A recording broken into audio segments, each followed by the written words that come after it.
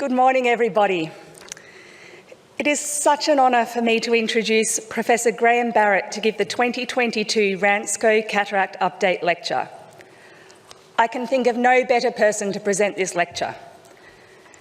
Many of us in this room will know Professor Graham Barrett as an ophthalmologist in Perth, Western Australia, clinical professor of ophthalmology at UWA, mentor, colleague or friend.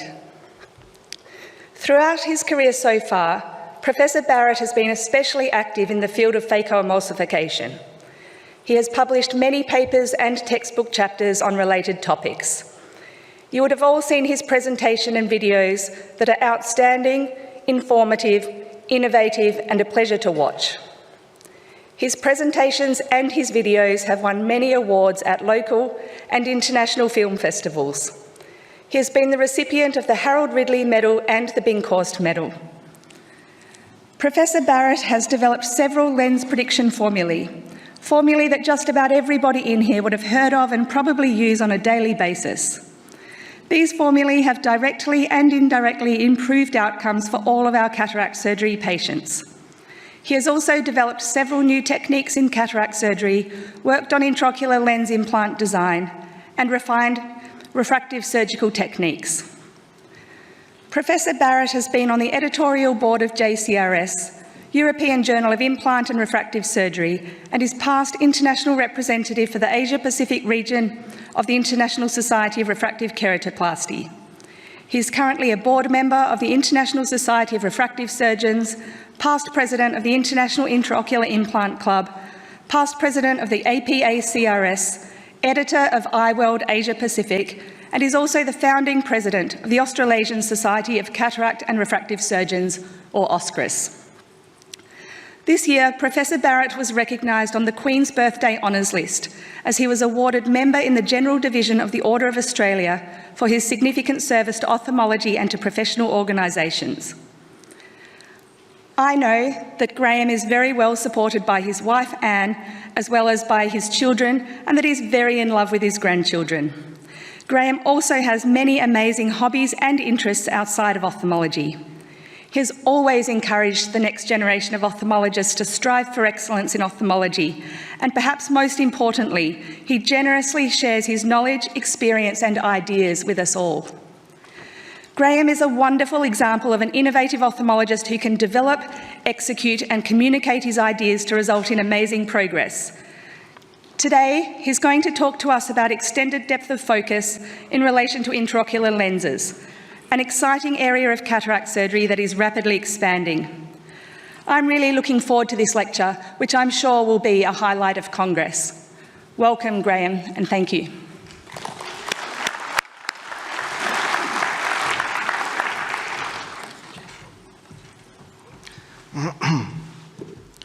Good morning, everyone.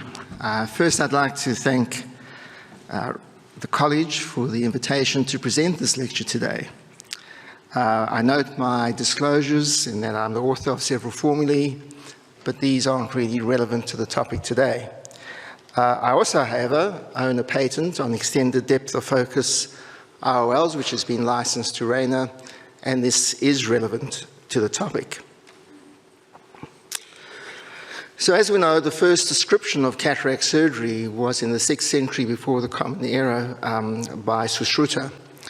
And of course, cataract surgery has evolved and is one of the most successful examples of a surgical procedure restoring vision to millions of people worldwide each year. When I was thinking about the topic for the update lecture, I thought about perhaps an update on accommodative lenses, changing trends in antibiotic prophylaxis, possibly new intraocular lenses such as the light adjustable lens, or maybe a discussion on the neuro-ophthalmology of monovision, special interest of mine, and how best you should implement this in your practice. But I think a topic which is relevant to all cataract surgeons is which intraocular lens to select based on the optical principle of choice. And this is the reason I chose this for my topic today.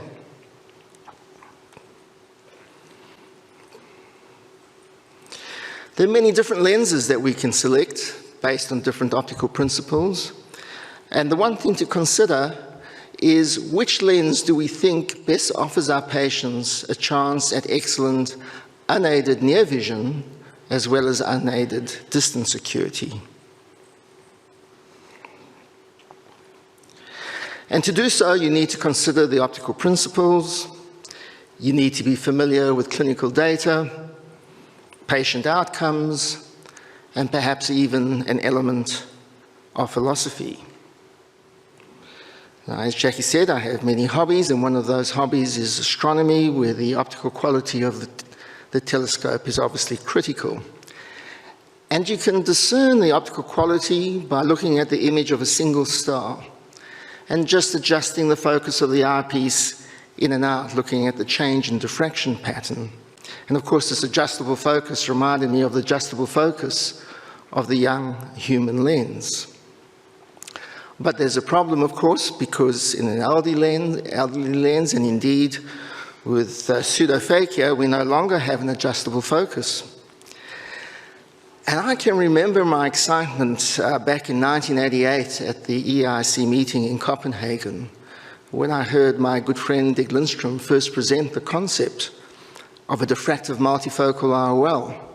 And it may surprise you, but I was one of the first surgeons to use multifocal IOLs, the 3M multifocal. But the optical imperfections, the compromise in optical quality, soon became apparent, and my enthusiasm has waned. Because with a multifocal lens, you really enter a Faustian bargain, because you exchange the single focus of a monofocal lens for the multiple foci, multiple focal planes of a multifocal implant, which loses light to higher orders and reduces the optical quality that the patient perceives. You can actually observe the optical quality of a multifocal lens by looking at a Snellen chart, an actual Snellen chart, as this paper in 2007. And when you compare the image above for the monofocal lens and the image below of the multifocal lens, you may ask yourself, how does a patient deal with that lack of contrast? And then the answer, of course, that is given by many is this is a process of neuroadaptation. But could I suggest perhaps that it may well be that the patient is already accustomed to poor vision and poor contrast because they've got a cataract or dysfunctional lens. And when they have cataract surgery, this is exchanged for a clear lens, and this may be the difference that they note is the reason why they tolerate this reduced contrast. All multifocal lenses, including trifocals, are associated with glare and halos and scatter.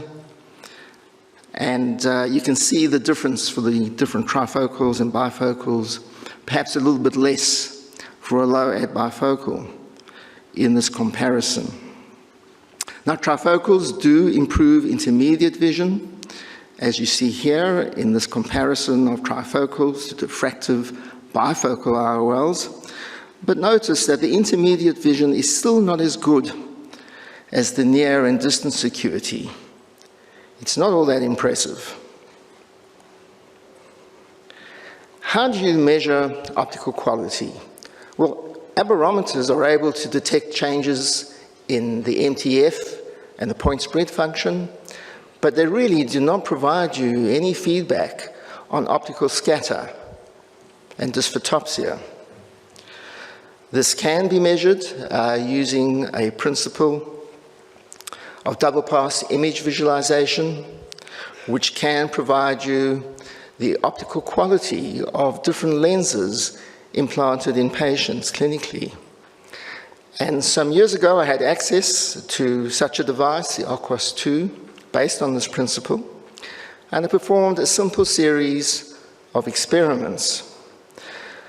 So my subject was a young patient, 18 years old, excellent vision, clear lens. You can see that when I placed a planar contact lens on this individual, the Stroll ratio, 0.389, the MTF of 53, was unimpaired, and the scatter was low, at 0.5. When I exchanged that lens For a multifocal contact lens, this was an echelon plus 2 diopter diffractive multifocal contact lens. You can see the Strel ratio drops and the MTF drops almost in half. And the scatter index is raised to 0.8. Taking the same individual and now placing a pure vision aspheric contact lens with a 2.5 ad, the MTF and the Strel ratio is still poor, but the scatter index is much less, 0.4. And finally, when I used an aspheric contact lens with a low ad, 1.5 diopter ad, you can see that the MTF and the Strel ratio is now normal again, and the scatter index is low, it's indistinguishable from the planar contact lens. So this little experiment reminded me of one of my favorite songs by the Rolling Stones. When you look at the difference in the Snellen acuity with an aspheric lens compared to a multifocal lens. And the song, of course, is, you can't always get everything that you want. But I would suggest if you look hard enough, you may find something that you actually need. And this is the concept of an extended depth of focus IOL. And the concept's quite simple. You take a single focus, such as a monofocal lens, and rather than splitting it into multiple focal planes, you extend that depth of focus. There's actually many ways to achieve this. This can be achieved with diffraction, such as the phase shift technology used by Alcon, or the low ad diffractive bifocal and trifocal lenses introduced by J&J and Zeiss. But you don't have to resort to diffractive optics. And simply using an aspheric surface, either with positive or negative spherical aberration, you can also extend the depth of focus to a useful range. Another option, using a principle that we're familiar with cameras and photography, is to use a smaller aperture, a pinhole aperture. And this is a principle that's used with the AccuFocus IC8 lens. And finally, you can use a rotationally asymmetric optic, where the additional ad is confined to one sector of the lens, almost like a bifocal spectacle lens. And this is the principle that's employed with the Oculentus or Teleon group of lenses. It's amazing how over the recent years, the number of lenses has expanded, and there's examples of all these different optical principles in the family of extended depth of focus IOLs today. One thing which I would think is worth bearing in mind when you select an extended depth of focus IOL is a realization that the human eye is actually not like a telescope, in that the focus is continuous, the pupil is variable and dynamic, unlike the fixed pupil of a telescope, and we have cortical tuning filters to deal with chromatic aberration, unlike a telescope, which requires an apochromatic lens. And finally, we have a retinal architecture which is designed to diminish the effect of spherical aberration, the Stiles-Crawford effect. But it is possible to extend the depth of focus of an IOL using spherical aberration and aspheric optic. And you can see the comparison here between an aberration-free lens, a spherical lens, and an EDF lens based on an aspheric optic, and also compared to a trifocal lens. I think it's worth bearing in mind that optimum visual acuity is not just about resolution, but it's a balance between perfect resolution on the one hand and adequate depth of focus. And you can see here in the Landau-C simulation that with an extended depth of focus IOL, the image is readable over a broader range of defocus, and it shifts slightly myopic, which is characteristic of spherical aberration. The optic I designed is quite sophisticated in that the central optic has a mixture of 4th and 6th order aberrations, which then blends in an apodized fashion with the periphery, which has lower aberration, so that the reading ability is maintained in low light conditions.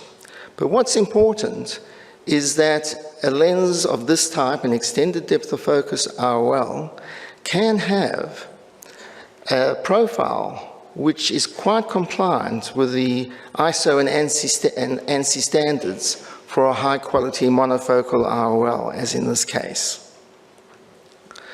The most important test is clinical testing, and this is the defocus curve of the logmar acuity over a focus range from -2.5 to +2.5 in half-diopter steps. You can see the extended depth of focus in red compared to a standard negative aspheric IOL in blue. It also gives you an idea where this lens can be used clinically.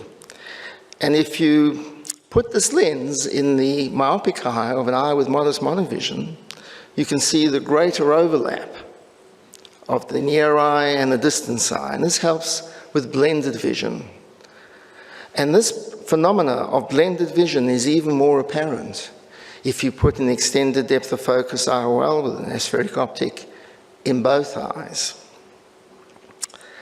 Now, the binocular defocus curve in this context is quite different to the published defocus curve for a diffractive bifocal IOL or indeed a trifocal IOL.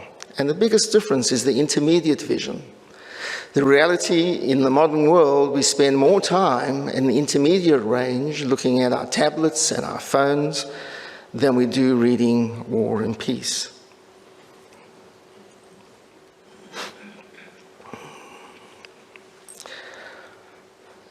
So I coined this term, extended depth of focus, almost 10 years ago. And it's interesting to see the variety of lenses that fall into this category today, with obviously different defocus curves. But not all these lenses may be suited to the using with modest monovision, and whether or not they produce dysphotopsia depends on the optical principle. If you compare the published results using an extended depth of focus lens in both eyes, aiming for distance, the results are quite similar with the different types of lenses, and actually better than a low-ad diffractive bifocal IOL for near vision. Most important is the quality of vision, and when I did a pilot study several years ago, I tested the contrast sensitivity, comparing this to a series of negative aspheric IOLs, and you can see that the contrast was indistinguishable both for photopic and mesopic conditions. But this is not the case for all extended depth of focus IOLs. Let me share the skyline of Perth at night, and with a monofocal IOL or an aspheric IOL, extended depth of focus IOL, there is no loss of contrast, there's no scatter, no dysphotopsia. But this would not be the case for a multifocal diffractive IOL or indeed an extended depth of focus IOL based on a diffractive principle. Because this category contains different types of lenses. It contains diffractive IOLs, which are bifocal, where the diffractive principle is likely to produce some dysphotopsia. It also contains diffractive IOLs, which are low-ad trifocal IOLs. And so the behavior in regard to dysphotopsia and light scatter will be different with these lenses than a lens based on an aspheric surface or indeed phase shift technology. And in addition, when you combine myopic defocus, significant myopic defocus with an extended depth of focus IOL, the amount of impairment of the MTF, and indeed the amount of scatter and dysphotopsia may increase with significant myopic defocus, depending on the optical technology that is the basis for that extended depth of focus IOL. Here is a comparison of the impact of the extended depth of focus on the MTF with different types of lenses. You see Vivity on top, Eye-Enhance, and then a comparison of Eye-Enhance with the Ray 1 aspheric EMV. But one thing is quite clear when you look at the Snellen charts, and that is that if you want to have predictable near vision with this category, you really do need to aim for a level of myopia, a significant level of myopia in one eye of about -1.25. And you can see that the Ray 1 EMV, which is based on this principle, has a clear range of vision from distance to the near range of reading. This is a laboratory simulation. However, in real life, this is cases that were done by Tun Kwan in Singapore. This is aiming for emetropia in both eyes, showing you a distance acuity of 6.6, intermediate acuity of 6.7.5, and even at 40 centimeters, there is some useful near vision. But you see the improvement in the defocus and the improvement in near vision when monovision is employed in this binocular defocus curve. Still maintaining 6.6 for distance, 6.7.5, but providing better near vision using the concept of combining extended depth of focus with a level of modest monovision. And this lens is optimized for this purpose. When you have a comparison of total spectral independence versus patient satisfaction, you can see the dissonance. You can be totally spectacle independent and still unsatisfied, and I'm sure you've all encountered these patients in your practice, as opposed perhaps an extended depth of focus lens where they may still need some spectacles for some activities but are highly satisfied. So I would suggest that total spectacle independence, which has been used as a criteria for the success of a procedure, may not really be the prime or indeed the sole criterion for predicting patient satisfaction. And when I look at the trade-off between these factors, spectacle independence versus quality of vision, it seems to me that a combination of extended depth of focus and an element of monovision may be a preferred solution. I mean, there's no doubt that a multifocal lens has a higher chance of providing a patient total spectacle independence. But it's done at the expense of quality of vision, and it's not as physiological because a multifocal lens does require monoptic suppression of conflicting images. There's also no doubt that an extended depth of focus lens provides better quality vision, and as we discussed, particularly in relation to light scatter and dysphotopsia. And I think it's this quality of vision parameter which is the reason why patients with extended depth of focus IOLs, particularly with some level of modest monovision, are highly satisfied. You really have the perfect hand as a surgeon. You hold all the aces. You're very unlikely to encounter a dissatisfied patient, and so the unhappy, sometimes angry multifocal patient who requires lens exchange could be something that you read about but don't personally have to experience. And when it comes to chair time in selecting patients, the concept of extended depth of focus IOL is much easier because the solution is quite robust, doesn't require the careful screening for suitable and unsuitable patients, can be used in a wide variety of patients, different characters, different professions, and also in the long term as the patient ages and gets against the rule of astigmatism or their macular function declines. It's not as much concern as a multifocal lens. So I think the solution will be considered by many patients. It may even be considered by several surgeons as their choice of lens when they require cataract surgery. And considering the ethics of reciprocity, first outlined in the ancient Sanskrit script, the Mahabharata, perhaps it's something that's worthy of consideration in your patients.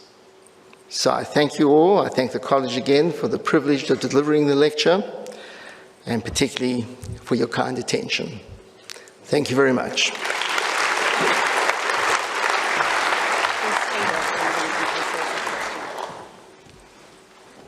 Thank you very much, Graham. That was a wonderful presentation, and I love the concept that we're shifting from spectacle independence to patient satisfaction as our primary outcome measure when it comes to presbyopia correction.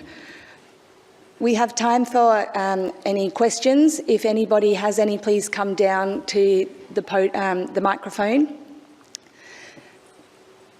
And Graham, you did mention about the reduced need to screen patients and spend so much time in the chair explaining these concepts and the possibility of this or that difficult outcomes. But how careful do we need to be with this positive spherical aberration lens? I just am wondering, is it very impacted by dry eye or corneal aberrations, other diseases? You know, it depends how much spherical aberration is added, Jackie. And you could use spherical aberration to get a really almost unaided near vision, but of course you'll pay the price. So because I designed this lens, there's not that much. And it's small enough that it does add something, but not enough that it's really hard to distinguish from a normal monofocal. And so some people would place this in the monofocal plus versus the extended depth of focus category, although personally that's really an artificial division because there's considerable overlap in lenses in those categories. Thank you. I think we have a question here. You do. Great presentation, very balanced. Graham, thank you. But given that if someone has an implant in their eye for 10 or 20 years, they're going to develop at least a couple of diopters of astigmatism against the rule, I don't imagine you're going to fix that up with laser or taking the implant. You can fix it with glasses. So that's still a basic thing that everybody will need eventually, I think, is it not? There is a fundamental difference, and that is, you're right, that change in against the rule and the macular function decline will happen. But the solution, if you've got an extended depth of focus lens in, is that you wear some spectacles, but you'll still get the acuity back. Unlike a multifocal lens where the image is degraded, and spectacles don't fix that. Yep. So yes, you may lose your spectacle freedom with age, but you're not going to lose that line of precious vision, which may be the difference between still passing your driver's license or not passing your driver's license. Thank you. I tell patients that they will never be spectacle independent. Who was that? If they live long enough. Thank you, Graham. Please stay there for one moment.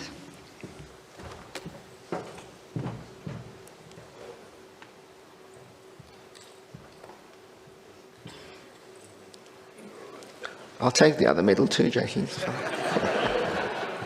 Just want to make sure it's the right one. Thank you very much. Thanks, Jackie. And a photo, Graham. Yeah, of course. Thanks.